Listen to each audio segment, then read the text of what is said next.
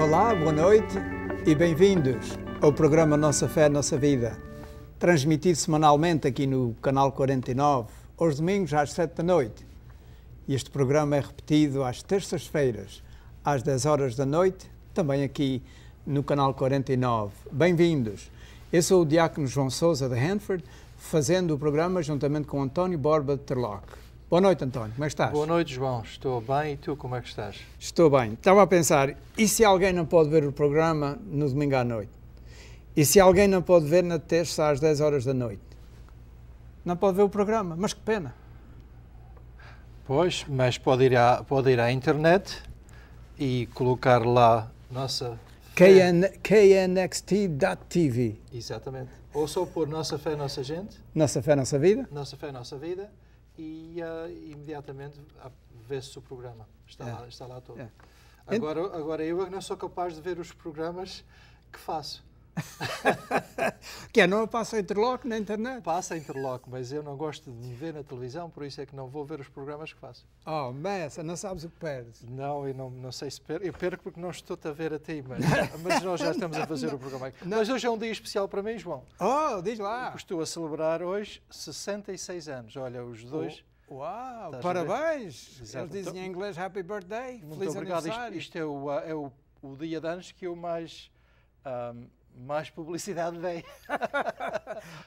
Nunca anunciei os dias de anos, mas 26 de outubro foi um dia bonito. A sorte que tu tens é que quando eles chegam a saber isto, já o dia está-se a acabar, não é? Às 7 da noite. Exatamente. Porque este programa está sendo gravado muitas semanas de antecedência.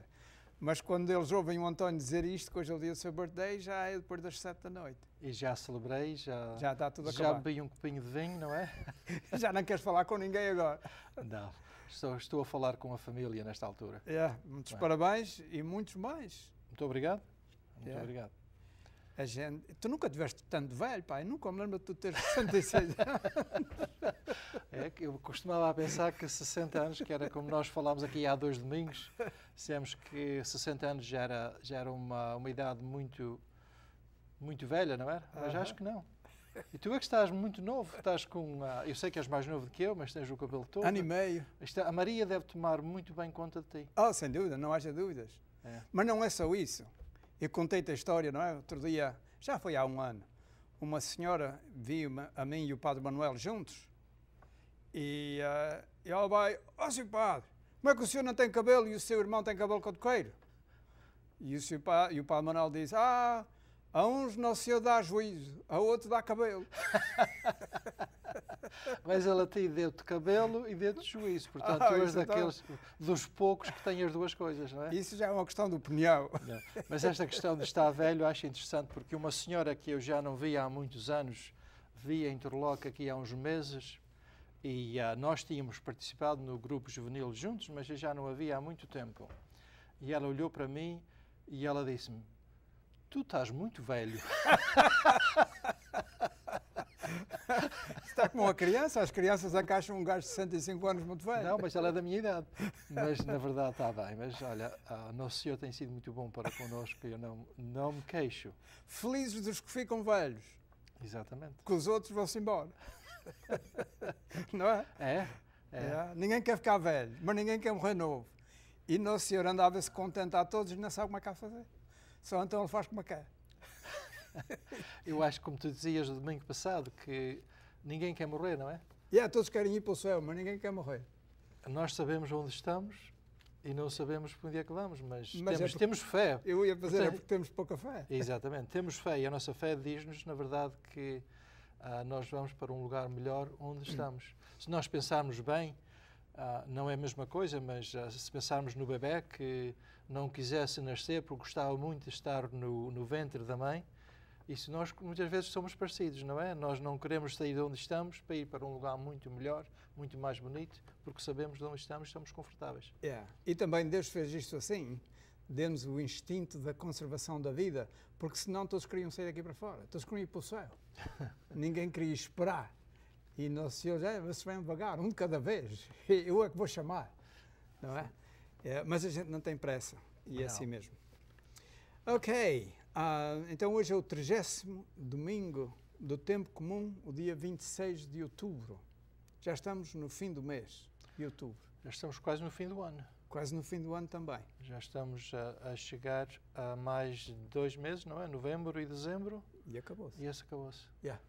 Passa-se o tempo muito depressa. Eu ainda me lembro de estar em 1999 e nós estarmos a pensar no ano 2000 e de todas as coisas que iam acontecer no ano 2000 e estavam a mexer nos computadores porque não sabia se os computadores iam trabalhar ou não iam trabalhar. Y2K, não era? Y2K, exatamente. Tu também estavas na... Eu já era vivo. Já tinhas nascido. Já tinhas nascido nessa altura. Yeah. O Y2K. Yeah. O tempo se passa depressa. Yes. Nós, quando começamos a falar do tempo se passar depressa, é sinal que estamos a ficar velhos. Já reparaste quantas vezes é que nós dissemos aqui hoje já estamos a ficar velhos? E aqueles velhotes mais velhos que a gente estão a ouvir dizem isto ainda são muito novos, eles não sabem nada do que é ser velho. Eles dizem-me isso. Eu às vezes dizia, nós falámos também há 2 domingos na morte do nosso amigo o Luís Azevedo, e eu às vezes falava com ele e ele dizia-me isso, tu ainda não sabes, porque ele já tinha 82 anos, tu ainda não sabes o que é. Bem, vamos então às leituras da missa de hoje, domingo 30 do tempo comum. Queres ler a primeira leitura? Eu leio a primeira leitura. Leitura do livro do Êxodo. Eis o que diz o Senhor: não prejudicarás o estrangeiro, nem o oprimirás, porque vós próprios fostes estrangeiros na terra do Egito. Não maltratarás a viúva nem o órfão. Se lhes fizeres algum mal e eles clamarem por mim, escutarei o seu clamor. Inflamar-se-á a minha indignação e matar-vos-ei ao fio da espada. As vossas mulheres ficarão viúvas e órfãos os vossos filhos. Se emprestares dinheiro a alguém do meu povo, ou pobre que vive junto de ti, não procederás com ele como um usurário, sobrecarregando-o com juros. Se receberes como penhor a capa do teu próximo, terás de lhe devolver até o pôr do sol, pois é tudo o que ele tem para se cobrir. É o vestuário com que cobre o seu corpo. Com que dormiria ele? Se ele me invocar, escutá-lo-ei, porque sou misericordioso. Palavra do Senhor. Graças a Deus. É uma leitura interessante e talvez se pode ver a mais do que um nível ou mais do que uma maneira.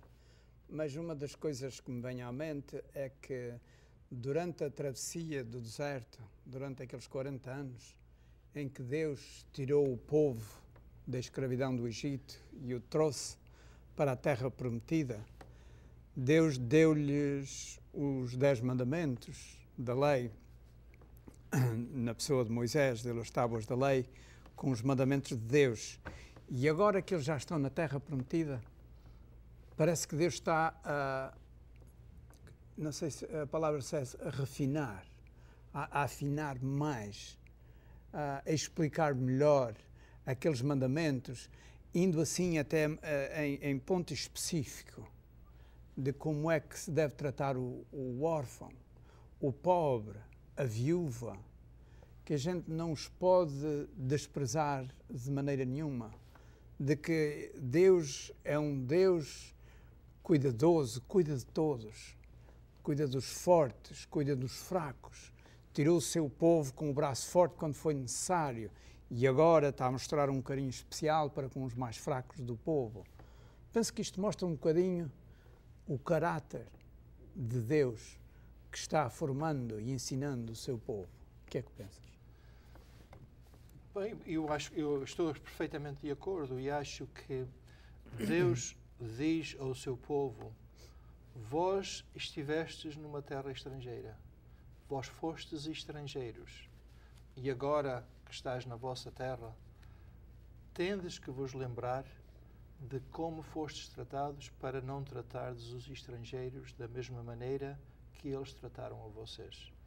Eu gosto muito de pegar no Evangelho ou na leitura da Bíblia e trazê-los para o dia de hoje. E eu tenho notado isso, não sei se já notaste ou não, que muitas vezes nós pecamos da mesma maneira. Nós fomos estrangeiros. E às vezes, depois de virmos aqui para esta terra que nos recebeu tão bem, tivemos de trabalhar muito, mas fomos bem recebidos, já muitas vezes nos achamos que pertencemos a essa terra e, infelizmente, às vezes começamos a tratar outras pessoas, outros imigrantes, como estrangeiros. E muitas vezes vemos as condições em que os imigrantes estão a ser tratados, o trabalho em que eles trabalham, as condições em que eles trabalham todo o dia debaixo do sol. Eu, quando viajo e vejo especialmente quando vou de Turlock para a área da Bahia, e vejo o número de pessoas que estão a trabalhar nos campos e que estão baixados todo o dia, quando me baixo 10 minutos já me fica a doer as costas, eu penso, como é que estas pessoas aguentam este trabalho tão duro? E eu acho que o mínimo que nós podemos fazer é ter um pouco de simpatia e de apoiar essas pessoas que têm que fazer esse trabalho. Da mesma maneira que Deus disse, vocês lembram-se o que é que sofreram e agora não tratem os outros da maneira que foram tratados. Ao ler isto agora, estava-me a lembrar da doutrina social da Igreja.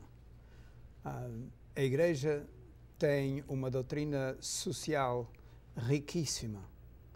É considerada por muita gente como a doutrina social mais profunda. Não há grupos de outros grupos protestantes que tenham, nem de perto, a riqueza que a Igreja tem na sua doutrina social. E houve um Papa, o Papa Leão XIII, que escreveu uma encíclica, creio que foi no ano à volta do ano 1880, 1881, mais ou menos. A encíclica chama-se Rerum Novarum. Isto é uma palavra em latim que em português a gente podia traduzir das coisas novas, da grande transformação da sociedade, uma sociedade agrária, que às tantas começa-se a desenvolver e a mecanizar, e a produção aumenta, e depois as massas, ou seja, o povo, são vistos como peças de produção. E sobretudo na Europa e na América, eram vistos como apenas máquinas de produção. E às vezes os seus direitos não eram respeitados. E o Papa escreveu uma encíclica, uma coisa fenomenal. No curso do diaconato tive que estudar a fundo e escrever um essay sobre ela. Eu fiquei admirado como a Igreja vê com clareza quando os mais pobres estão sendo abusados, quando não se está dando os seus direitos, quando o patrão vê no empregado apenas uma máquina de produção, uma maneira dele ficar mais rico, e não se preocupa de que o que ele produz também ele beneficie, também vá para ele. E assim por diante. A gente podia dizer muito mais, mas estamos a dizer que temos que ter um intervalo. Mas talvez falamos um bocadinho depois, quando voltamos depois do intervalo. Olha, uma boa ideia. Vocês agora respirem fundo, limpem bem as ideias e a gente depois volta em 60 segundos. Então, até já. KNXT, the nation's only full-powered broadcast station owned and operated by a Catholic diocese in the U.S. and streaming live on the internet at knxt.tv, need your support to keep the message of the good news alive. Just go to knxt.tv, click on the Make a Financial Gift, go to Donate, and fill out your one-time or monthly offering under PayPal. It's just that easy. Your donation makes it possible for KNXT, Catholic Television, to continue its ministry by celebrating the Mass and proclaiming the Gospel. Thank you from KNXT.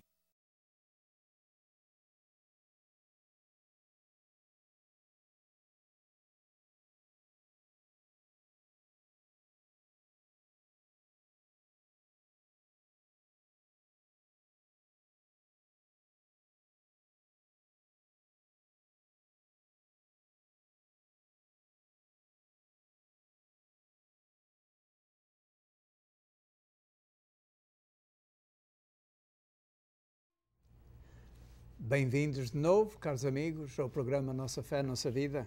Estávamos a falar aqui do livro do Êxodo, e em que mostra como Deus protege, sobretudo, os mais fracos numa sociedade, e chamando-nos a atenção para fazer o mesmo. E falámos um bocadinho sobre a doutrina social da Igreja, que ao longo, sobretudo, dos últimos séculos, dos últimos 2 séculos, tem sido muito clara em dizer que as coisas que Deus pôs no mundo são para todos. E se eu, por acaso, tenho uma fábrica, ou se eu tenho uma maneira de produzir riqueza, eu tenho que também repartir essa riqueza com os que me ajudam a ficar rico. Basicamente, a doutrina da Igreja, social da Igreja, é isso. E que temos de proteger, sobretudo, os mais fracos, os que não se podem valer. Mais alguma ideia sobre isso? Eu achei interessante que estavas a falar acerca da encíclica que foi escrita pelo Papa Leão XIII. E disseste que foi à volta de 1880, mais ou menos. 1881. Em setembro, portanto, há mais ou menos pouco mais de um mês, houve um programa na televisão, uma série de programas chamado The Roosevelts. E esse programa era acerca dos dois Roosevelts, dos dois presidentes, o Teddy, que foi presidente à volta de 1900, começou em 1901, parece-me, e depois o seu primo, o Franklin, que foi presidente mais tarde. Mas a razão que eu falo nisso é que o Teddy Roosevelt, portanto, foi presidente no princípio do século XX, fez uma grande força para ajudar os imigrantes e os que estavam a trabalhar, especialmente na área do carvão, porque nessa altura a economia era a base do carvão e tinha indivíduos, os pobres trabalhadores trabalhavam 16 horas por dia e era numas condições extraordinariamente difíceis e tinha aquelas pessoas que eram os donos e queriam fazer o seu lucro e não queriam distribuir de maneira nenhuma. E ele foi que depois eles entraram em negociações e fizeram um dia de trabalho para 9 horas e, portanto, melhoraram o dia de trabalho para essas pessoas. Eu até não sei se houve alguma relação ou não, mas como a encíclica tinha sido escrita só 20 anos antes, talvez é possível que houvesse isso. Talvez, e sobretudo porque o Papa escreveu aquela encíclica a pedido de alguns bispos americanos e de alguns bispos alemães, que fizeram saber ao Papa dos grandes problemas sociais que esta nova ordem mundial estava a ter e que a Igreja tinha que dar uma palavra, tinha que dizer uma coisa abertamente para o mundo inteiro, para depois os bispos localmente saberem como atuar e que coisas devem defender e que coisas não devem defender, etc. E, portanto, foi a condição do trabalho nos Estados Unidos e na Alemanha, sobretudo, que levou a escrever Rerum Novarum. É uma joia de um documento, só pode ir ao Vaticano, ou até se a gente escrever Rerum Novarum, aparece logo, mas no site do Vaticano tem todas as encíclicas e só pode ler mesmo ali. É de uma riqueza incrível. E ainda hoje é considerada na Igreja como o ponto de partida, o ponto de referência da doutrina social da Igreja. E isto foi em 1881, mais ou menos. Portanto, não há tanto tempo como isso, mas ao mesmo tempo já há bastante tempo. E, é claro, as coisas têm evoluído muito tempo para cá. Uma das coisas que o Papa lá dizia era que os empregados têm o direito a estar nos sindicatos, nas uniões. O direito. E que os patrões têm que... Mas naquele tempo, isto era uma coisa que não se dizia, os patrões tinham muito poder e não queriam ouvir dizer isso. E o Papa disse alto e bom som. Não, os empregados têm o direito a informar-se em associações para defenderem os seus direitos com mais força, porque neste momento a força estava toda do lado do patrão. Se eu sou um trabalhador e eu tenho mulher e filhos e eu tenho que os sustentar, eu vou estar calado, eu não quero perder aquele trabalho.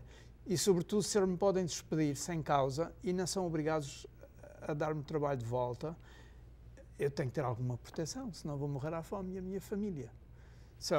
Mas eu acho que, para além disso, também está muito certo, para além disso, essa encíclica já foi escrita há 120, 130 anos e ainda há um grande racismo nos Estados Unidos. Faz-me lembrar também no princípio do verão, não sei bem quando foi, aquela questão que houve no sul da Califórnia, destes caminhonetas que vinham cheias de crianças que vinham da América Central, que tinham andado e que eu não sei se era para a cidade de Murrieta, parece-me que era, mas era no sul da Califórnia. E as pessoas com placards a dizer, não queremos vocês aqui. Isto às vezes são pessoas que se consideram cristãs. Como é que nós podemos ter uma atitude dessas para outros seres humanos, mas de uma maneira especial para uma criança? Diziam-me lá que tinha crianças de 7 anos. Imagina uma criança de 7 anos a vir da América Central a pé para procurar uma vida melhor e depois ser recebida aqui nos Estados Unidos dessa maneira. Onde é que está o nosso coração de pessoas humanas? Onde é que está o nosso coração de comunidade? Onde é que está o nosso coração de nação? E a leitura de hoje, em que Deus está a dizer que protege sobretudo os mais fracos, e que se os seus direitos forem violados e eles não forem apoiados e clamarem para Deus, Ele diz, eu vou ouvi-los, e haverá consequências para com aqueles que maltratam os mais vulneráveis na sociedade. Que responsabilidade, é? Sim, senhor. Bem, será que a gente vai ao Evangelho? Vamos. A missa de hoje teve Evangelho, não teve? Se nós continuarmos a falar, talvez não há tempo para o Evangelho. As pessoas devem estar a dizer, mas afinal de contas vocês falam muito. Parecem máquinas. Falam e dizem coisas bonitas. Como é que aquele António não é capaz de se ver e ouvir as coisas bonitas que ele diz aqui? Vamos à frente. Vamos à frente. Evangelho de Nosso Senhor Jesus Cristo, segundo São Mateus. Naquele tempo, os fariseus, ouvindo dizer que Jesus tinha feito calar os saduceus, reuniram-se em grupo e um doutor da lei perguntou a Jesus para o experimentar: Mestre, qual é o maior mandamento da lei? Jesus respondeu: Amarás o Senhor teu Deus com todo o teu coração, com toda a tua alma e com todo o teu espírito. Este é o maior e o primeiro mandamento. O segundo, porém, é semelhante a este: amarás o teu próximo como a ti mesmo. Nestes dois mandamentos se resumem toda a lei e os profetas. Palavra da salvação. Glória a vós, Senhor. Então eles estão outra vez aqui a experimentar, hein? Mais uma rasteira, não é? Nós estávamos a falar no domingo passado em eles queriam passar rasteiras. O domingo passado era com a questão do dinheiro, se eles deviam não pagar impostos. E hoje, esta questão, qual é o maior mandamento? E esta pergunta é boa, porque os fariseus, no seu estudo da Bíblia daquele tempo, as Escrituras do Antigo Testamento, eles tinham estudado aquilo tudo até o mais pequeno pormenor e tinham chegado à conclusão de que havia 613 mandamentos na Bíblia do Antigo Testamento. 248 eram positivos e 365 negativos. E então passavam horas a estudar e a debater estas coisas. Havia aqui este novo rabi que não tinha estudado, mas andava a dizer umas coisas que o povo acreditava e eles pensaram, agora é que a gente lhe pega. A gente vai fazer uma pergunta que ele não vai saber responder porque ele não sabe estes 600 e tal mandamentos. Jesus, todos os mandamentos da lei, qual é o maior? Se a gente pensasse em 10, os 10 mandamentos da lei de Deus, as chances, pelo menos 10%, de dar uma resposta certa. Mas não eram esses 10 que eles estavam a pensar, eles estavam a pensar nos 613. E vamos lá ver qual deles é que ele pega e dizer, este é que é o maior. Mas Jesus aproveitou e esclareceu, não só para eles, mas deu uma lição aos seus discípulos que o estavam a ouvir naquela hora. Mas é claro, fez muito mais do que eles esperavam. Porque ele não só disse que amar a Deus sobre todas as coisas era o maior, e depois havia um outro que também tinhas que amar o teu próximo como a ti mesmo, no livro do Levítico. E o que é que Jesus faz? Une os dois mandamentos num só. E, portanto, amar a Deus e ao próximo é o cumprimento de toda a lei, encerra tudo quanto a Bíblia diz. Aí é que está um homem esperto. Aí é que está um homem esperto. Ele era Deus, mas era homem também. Mas, como nós falámos no domingo passado, Deus tem tal sabedoria, porque Ele não diz, é isto ou é aquilo, Ele diz, é isto que vocês têm a fazer. É o amor a Deus e o amor ao irmão. E eu penso que nós temos 2000 anos de cristianismo. Portanto, Cristo veio ao mundo há 2000 anos. Talvez seja natural que, ao longo desses 2000 anos, nós também temos muitas coisas, às vezes muitas regras, e às vezes é possível que nós nos esqueçamos do que é o mais importante. E faz-me lembrar, nós gostamos de ir acampar e quando nós vamos acampar fazemos um fogo, não é? E depois quando o fogo se acaba, ficam as brasas e depois começa a cinza e às vezes a gente tem que soprar a cinza para ver o fogo, não é? E o fogo está lá embaixo. Eu também acho que a gente às vezes, talvez no nosso cristianismo, temos que assoprar um bocadinho e dizer, mas afinal de contas o que é o mais importante? Porque às vezes também acontece que nós pensamos, há pessoas que dizem, é amar a Deus e portanto eu vou para a igreja e rezo muito e tudo, mas esta questão de amar os irmãos, isso não é muito importante. Também há outros que dizem, eu amar os irmãos e só presto atenção aos irmãos, não presto atenção a Deus. As coisas temos que prestar atenção a duas. Portanto, o nosso amor aos irmãos, que acho que é muito importante, tem que passar pelo nosso amor a Deus. É através da oração, através da reflexão, através da meditação, que nós, então, acho que vamos amar os nossos irmãos e vamos cumprir o mandamento de Deus junto dos nossos irmãos. Isso que tu acabas de dizer faz-me lembrar de uma coisa que a gente tem que ter cuidado. É que a gente às vezes pensa que amar a Deus é fazer coisas. Eu tenho que rezar o texto todos os dias, eu tenho que rezar 20 textos por mês, 50 textos por mês, eu tenho que dizer 100 jaculatórias durante um mês, eu tenho que... essas coisas assim. E a gente às vezes perde-se nestes 613 mandamentos e falhamos na coisa mais importante, que é amar a Deus. E quando a gente morrer e chegar lá ao pé de Deus e para sermos julgados, Ele não vai dizer quantos textos tu rezaste, mas Ele vai nos perguntar, tu amaste-me? E tu amaste-me nos irmãos? E se os textos, e se as orações, e se as jaculatórias, e se tudo o que a gente faz nos ajuda a amar mais a Deus e aos irmãos, elas têm um grande valor. Mas se a gente faz estas coisas todas e não aumenta no amor, perdemos o barco, não é? Perdemos o comboio. A coisa mais importante ficou para trás. E podemos fazer como este. A gente sabe 613 mandamentos, mas não pratica o maior. Caros amigos, foi-se embora 30 minutos. Como é que pode ser? Este é o terceiro programa que o António Borba e eu fazemos e, portanto, é o último desta série de 3. Cada um que vem cá faz 3 programas. Eu agradeço ao António, reconhecidamente, por ter vindo aqui estas 3 vezes e por estas conversas em família. A todos vós, obrigado pela vossa atenção, boa noite e adeus.